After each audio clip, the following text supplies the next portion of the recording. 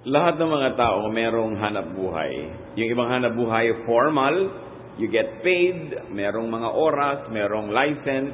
Yung iba naman informal, but lahat tayo may papel sa buhay. At pwede nating tawagin yun na role natin or hanap buhay natin, trabaho. Merong mga tatay, nanay, merong magulang, merong anak, may mga empleyado. Lahat tayo may ginagampan ng papel. Ang pag-aaral natin ngayon sa lalo pang pagkadakila ng buhay natin, sa buhay natin ng Panginoon, pinamagatan natin, love your livelihood. Mahalin ang hanap buhay. And when we say hanap buhay, it's not only your formal profession, but whatever you do in life and whatever puts you in relationship with other people because of a role, yan po ang ating ibig sabihin na dapat mahalin. Salamat o Diyos dahil kami binibigyan nyo ng halaga. Binibigyan kami ng papel sa buhay, trabaho, role, title. You give us value and meaning. Turuan mo kami, Panginoon, na ito'y pahalagahan at lalo pang maging kaluwa-luwalhati sa inyong pangalan ang paggawa namin ng mga ginagampanan namin mga papel sa buhay. Lord, patawarin niyo po kami sa aming mga kasalanan. Salamat sa lahat ng blessing na ibinigay mo sa amin ngayon at mga nakaraang araw. Thank you, Lord, for filling our lives with people who help us, people who make our lives more colorful and more beautiful. And thank you for giving us people to care for, to love, and to serve. Right now, Father, we ask that you cleanse us. Linisin niyo po kami para walang maging hadlang, para dumaloy ang mayamang bendisyon niyo sa aming buhay. Be our speaker. Use your servant only as your instrument. Kayo po ang tunay na tinig na nais namin marinig. Gamitin niyo lang kasangkapan ng inyong lingkod. At lahat kami, Panginoon, mapagpala habang ang pangalan niya naman maitaas namin. Lord, we ask you, lead us, teach us, enlighten us, empower us, heal us. In the name of Jesus, your Son, our Lord, our Savior. Amen. Let's take a look at God and work. Ano ba ang relasyon ng Diyos at ng trabaho? First of all, God works. Ang ating Diyos ay masipag at mahilig magtrabaho. God is a worker. Pagbukas ng tabing ng Genesis 1:1, in the beginning, God created the heavens and the earth. Yan ang unang-unang introduction sa atin sa Diyos, na ang Diyos ay nakita nating gumagawa. He was creating, making great things for His name, for His glory, and also for the benefit of all of His creation, especially human beings.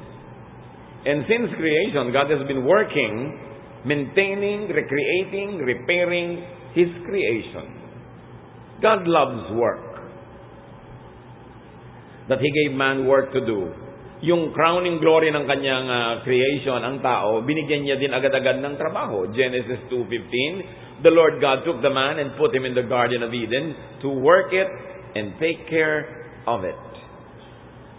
Kakambal ng creation ng tao na siya may papel na gagampanan, may trabahong gagawin, may job description. And mostly the job description, that role is determined by how you were created. The Bible says, I am fearfully and wonderfully made. Because God has been creating us and has been aware of us ever since we are growing up in the womb. Kaya may papel ang tao, may kanya-kanyang galing, kanya-kanyang husay, kanya-kanyang estilo. Even genetic makeup will help determine the role that you will have in life. Everybody is going to be needed. So by working and at work, man fellowships with God. Napakadali na makipag-fellowship sa Diyos. Basta nagtatrabaho ka, at ang ginagawa mo, yung role mo, yung inassign sa iyo ng Diyos, that part of work for which you were gifted by God, you were designed and cut out for that.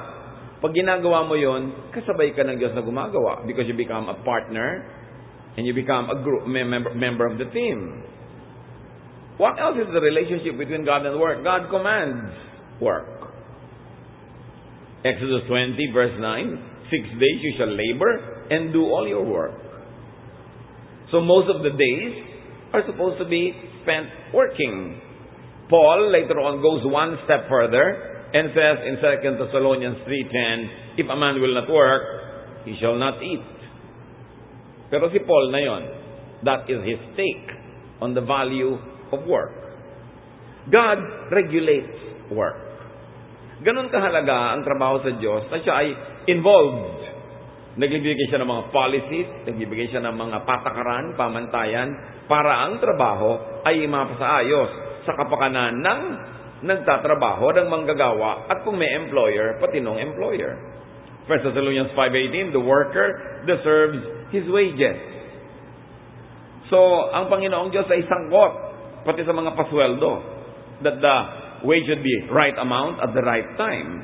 May mga utos sa Biblia na dapat pag natapos sa magtrabaho sa isang araw ang manggagawa, ibigay mo na yung bayad niya, huwag mo na ipaghintay ng bukas pa o ibang araw pa. Dahil kailangan na niya yung pera na yon, especially, of course, those are daily wage earners. Isang kahig, isang tuka, kailangan bigyan mo na ng pera niya dahil wala siyang panggastos.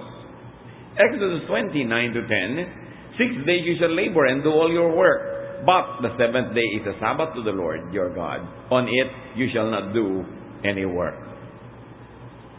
So yung commandment na ito, double-edged. Isa, tungkol sa pagtatrabaho at yung kabilang side, tungkol sa pagpapahinga. Most of the 10 commandments were given to men or to masters or to leaders. At sinabi, you will not make your manservant, your maidservant, even your animals work on the Sabbath. So ang kausap yung employer. Nagbigay ang Diyos ng regulasyon para tiyakin na ang mga manggagawa ay makakapagpahinga sa tamang dami ng oras ng pahinga at magtatrabaho din naman ang mga manggagawa sa tamang dami ng araw. God rewards work. Psalm 126 verse 5, those who sow in tears will reap with songs of joy. Mahirap naman talaga magtanim. Mahirap